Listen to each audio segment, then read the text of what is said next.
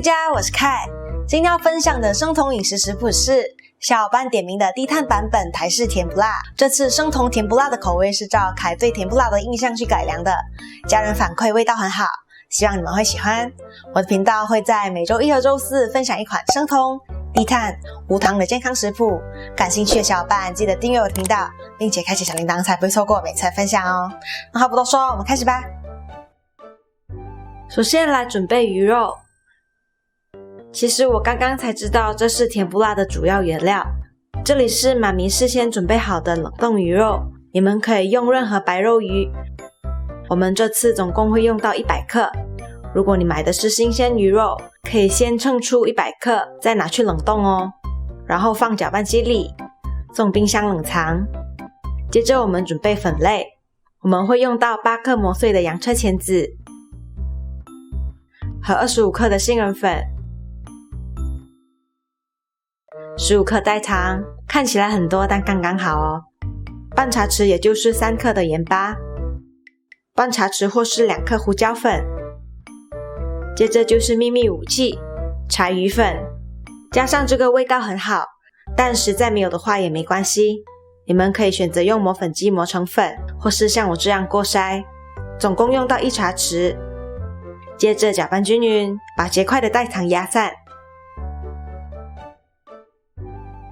接着加入40克水，记得要用热水，才能启动洋车前子的粘稠特性。搅拌。接着打1颗蛋，差不多50克。搅拌均匀，然后加入1茶匙料酒，7克蒜末，再充分搅拌均匀。在鱼肉半冷冻的状态下开始搅打，时不时把边边没搅到的地方刮下来，然后继续打，像这样变成细腻的鱼泥，然后加入刚刚准备好的混合材料，记得用刮刀刮干净哦。再继续搅打，时不时刮一下鸡壁。最后检查鱼泥的状态，应该是这样，非常富有粘性的质地。接着把鱼泥装入裱花袋，没有裱花袋的话，可以用食品级的塑料袋哦。用刮板把鱼泥整理好，其中空气也要排出来。夹起来，先放冰箱冷藏。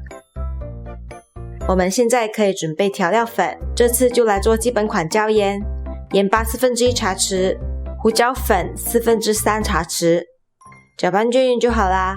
当然你们也可以根据自己的口味自行调整。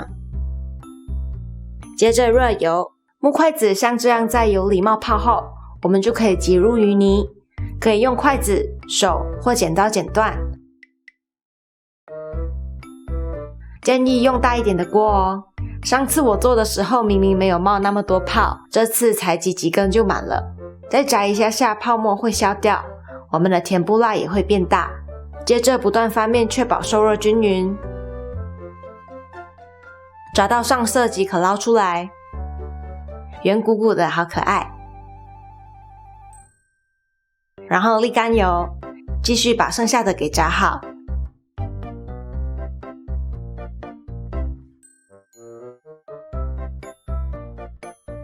改良了几次，我的甜不辣终于会消风了，皱巴巴的样子才对嘛。接着撒上调料粉，配上偏甜的辣椒酱也很棒哦。